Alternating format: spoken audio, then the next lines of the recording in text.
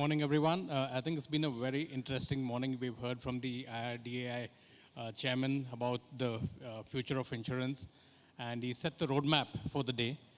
And after that, we also heard from ICICI Lombard, the kind of technology that is changing insurance. And of course, now we have two people here who are actually breaking the mold when it comes to insurance, and that's what we're calling this session, because they are offering something that's different, something we haven't seen before. And I'd really like to get their thoughts on how this is going to, operate. Maybe I'll start with Ravi Vishwanathan over there, because Ravi, on one hand, has healthcare services, Narayana Health, and on the other hand, he's also offering health insurance. Now, to my mind, it would often be counterproductive, right? You have an insurance company on one side, you don't want to be paying out that much, and you have a healthcare provider who wants to maximize revenue. But here, there's a balance that he's striking.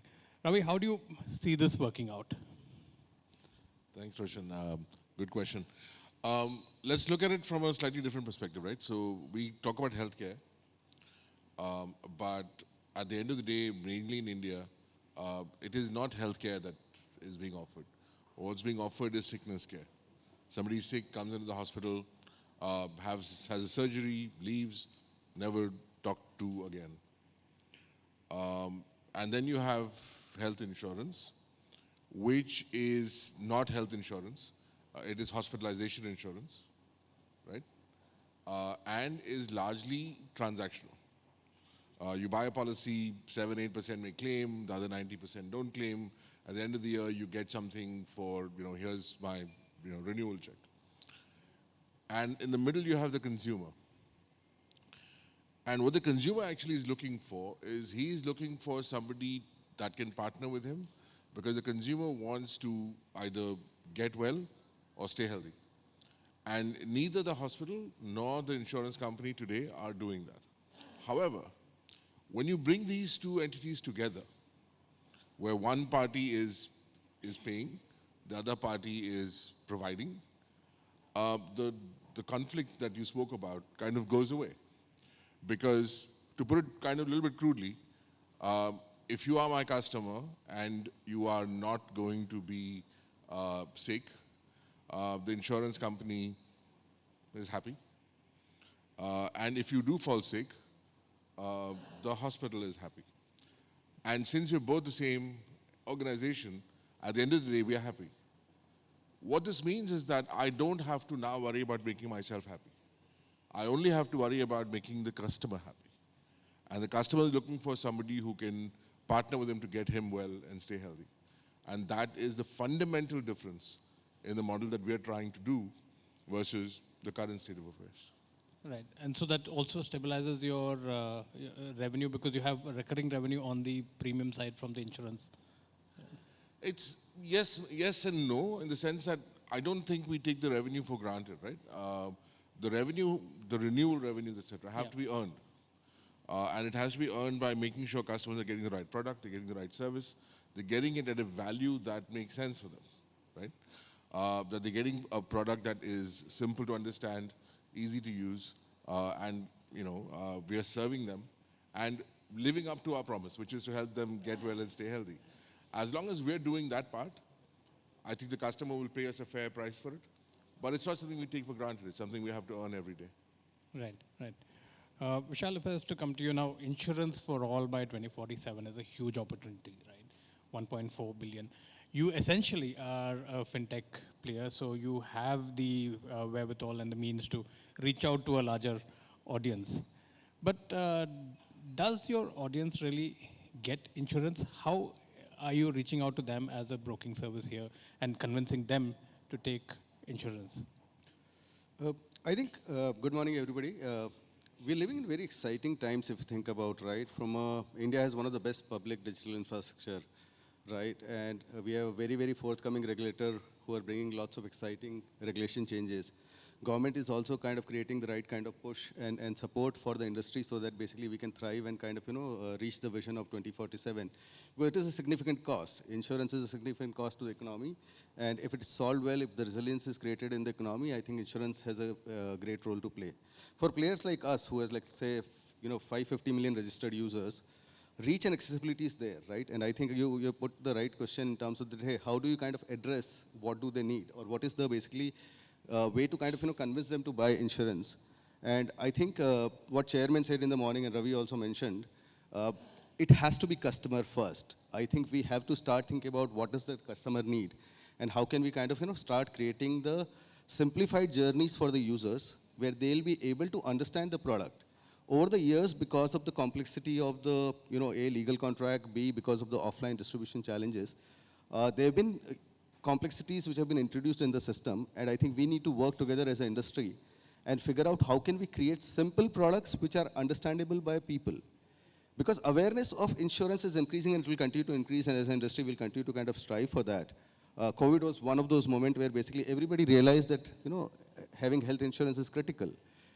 But still people don't feel very comfortable thinking insurance both from the, no one wants to think about inevitable, but at the same point in time, it is very daunting. Those so many terms and conditions. And I think the magic will be in terms of simplifying the products and simplify the experience or the buying experience in terms of how can we kind of, build towards that. And very, very exciting to hear about things like Bima Sugam protocol, right? I think it'll be superbly interested to see how Bima Sugam can basically bring the right kind of infrastructure layer so that basically it is truly democratized. Right. But I think one problem area that still arises, while on the sales side, insurance sales have been rising, the claims process. How do you see someone like yourself simplifying the claims process? Because that is still fairly complex.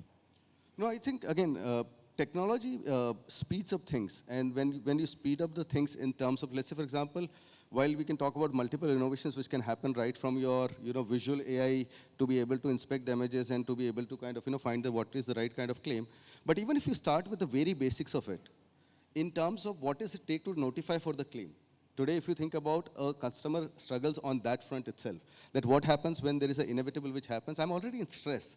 I need someone to help. I don't want to follow a process, or I don't want to kind of get into a bureaucratic stuff. And I think simplifying just from, to be able to raise the claim and to be able to, track the claim digitally, which is, in your smartphone, right? Everybody is now carrying smartphone to a large extent, right? They should be able to basically do a very, very easy notification and easy tracking of it. Then on top of that, when the technology starts coming in terms of the assessment part of it, there should be, and there are basically, we are working with few of the partners where we're talking about literally 10 minutes, no question asked, claim dispersal.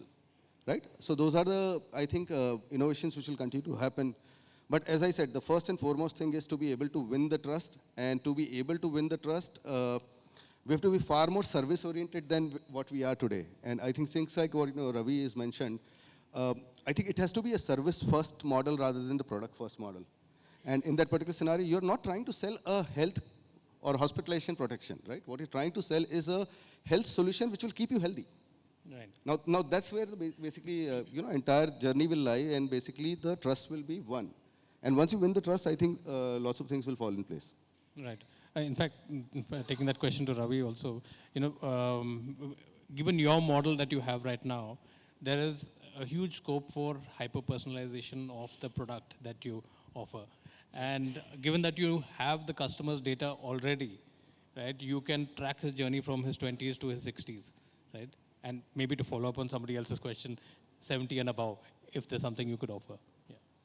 No, absolutely. And, I think to the presentation that the point that Anand was making also in terms of data, right? You can use data to really hyper-personalize and provide personalized services. It's not, because every person's body is different, every person's healthcare requirements are different.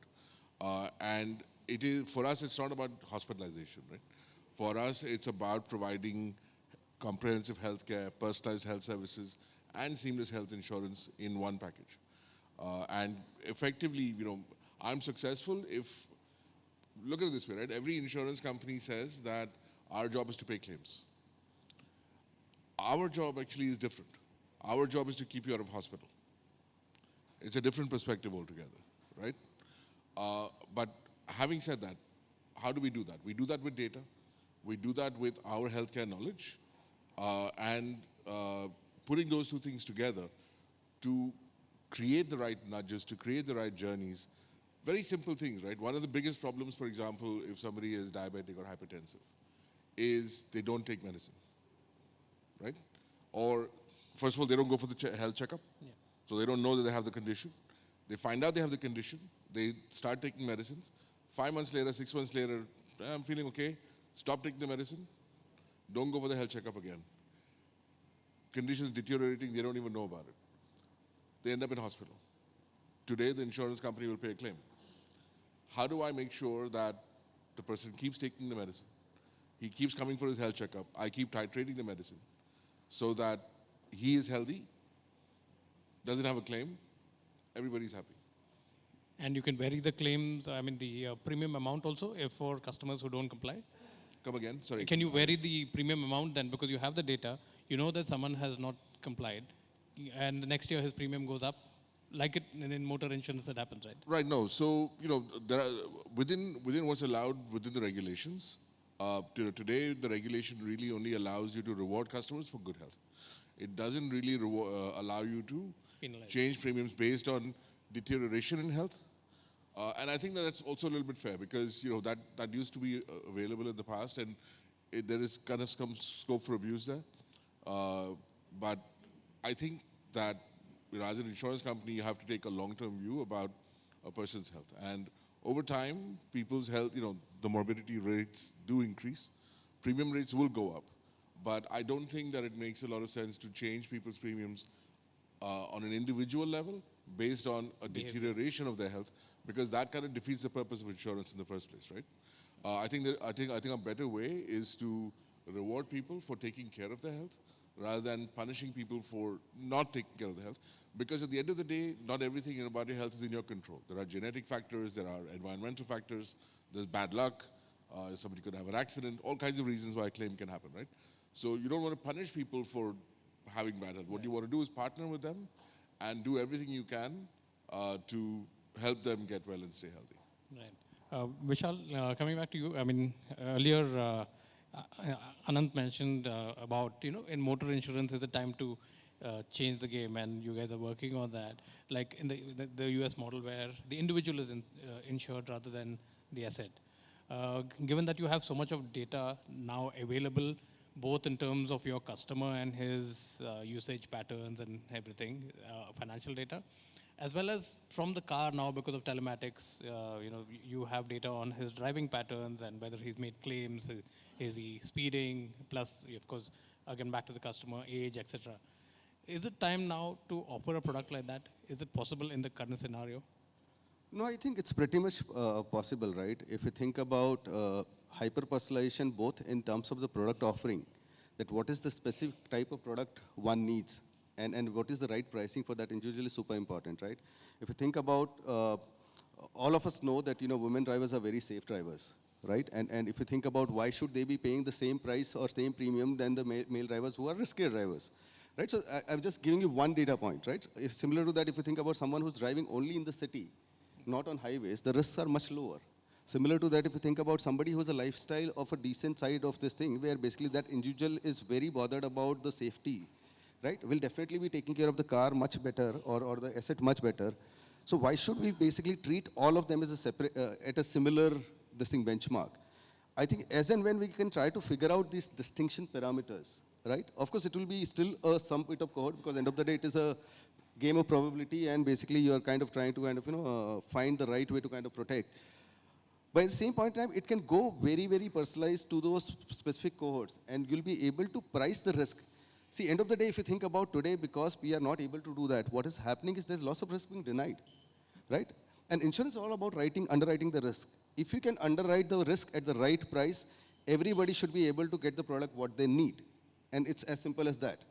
Now, of course, there will be lots of data which will be required behind that. But I think our vision is to get to that level where we can actually take it to the level, the product what you need, for the price, what level of risk you belong to. Right, right. Now, coming to the question of mitigating fraud, both on the health insurance side and general insurance. Um, Ravi, if I was to come to you with your model here, uh, do you see the usage of data being able to prevent fraud since it's all within your one ecosystem? So there are two areas where fraud can happen, right? One area that fraud can happen is from the customer side in terms of misdeclaration, wrong declarations, etc. The other type of fraud that that can happen is from a provider side, right? The way that we think about this is on the insurance side, right? And it's not so much for fraud, but because it's our purpose to help you get well and stay healthy. So one of the things that we ask is that everybody goes through a physical pre-policy checkup, which in the current industry, where people want to issue policies in a second and a minute and whatever, is kind of very unusual. But it's consistent with our purpose, so we do that. The other thing is the hospital, right? One of the key things, and you spoke about this in terms of trust, uh, when you have the kind of arrangement that we have, trust is implicit in the model, right? And I'll tell you how this benefits a customer. Today, a doctor shows up at 10 in the morning and says, you've been in hospital for 4 days, you've gone through surgery, you've recovered well, your wife is, outside in the thing, your kids are being taken care of by some neighbor, all kinds of, house is in chaos. Doctor shows up at 10 in the morning and says, good news, great news, you're doing well, very happy with all your results, you can go home. Now, the first thing the person wants to do is pick up the bag and leave. But he says, wait, you can't go home because, first of all, the hospital needs 3 hours to put your bills together. Once they put the three hours to put the bills together, they send it to the TPA. The TPA will look at the bills. They will make some recommendations, send it to the insurance company. The insurance company will come back and say, I'll pay 15,000 rupees less. The hospital comes back and says, your insurance company will pay you 15,000 less. Then I have to call an agent or call the insurance company or go on LinkedIn, go on Twitter saying this company sucks. And because they're not giving me money, all this tamasha happens. Eventually, 6 hours, 8 hours later, I go home. This is how it is. And it is because of fraud and not because actual fraud is being committed, but because the system doesn't have trust. When the system has trust, it works the way it works for us. 10 o'clock, doctor comes and says, good news, great news, happy with your results, you can go home. You pick up your bag and you leave. And by the way, you don't leave. I mean, going back to service, you don't leave. You go to a car that we've arranged for you, which drops you home. That's a different matter. But 10 o'clock, you pick up your bags, and you leave. And you don't worry about paying anything. We will fight with the insurance company, with the hospital in the back, saying, why did you do this, why did you do that, if we need to. But it's not the customer's problem. Going back to working on from a service perspective. But this is what inbuilt trust in the system allows you to do. It allows you to give that kind of experience to the customer, which, if the trust is not there, cannot be done. Excellent. I'll quickly take one or two audience questions. We're almost out of time. So if anyone has a question, just raise your hand and take. Yeah, the gentleman here. Can you get a mic to him, please?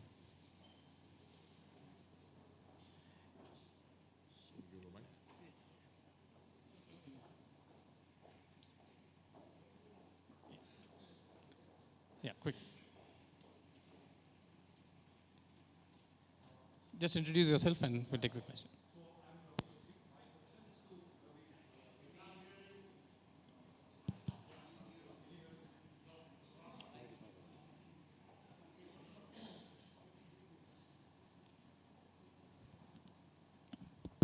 Yeah, I think it's better. So Ravi, my question is to you. Very interesting concept of, let's say, insurance company as well as a health chain trying to talk about health being the not only the protection, but yeah, to make this customer better. So I just have two questions. One is that, is this insurance only restricted to your the customer taking the treatment at your hospitals? And the second one is that, what differentiation do you think that you bring some of the pointers?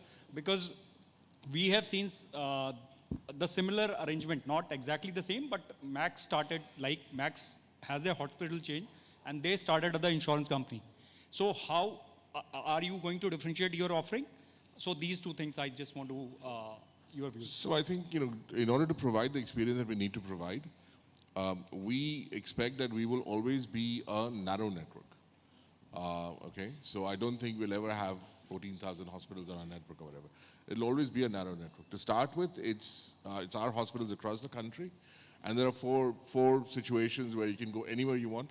So if it's an emergency, if the treatment is not available, if you're traveling, or if you move cities, you can go get treatment at any hospital and we'll pay. Otherwise, it's within our network to start with because we want to be able to provide the experience I spoke about. Over time, I think this will evolve into a narrow network. That's the first point. The second point is there's a big difference between what you spoke about, right? So you have Max, Bupa, which used to be Max Bupa. You had Care, Religare, which was Fortis. You had Apollo Munich. But I don't think that these companies are actually owned by the hospital themselves.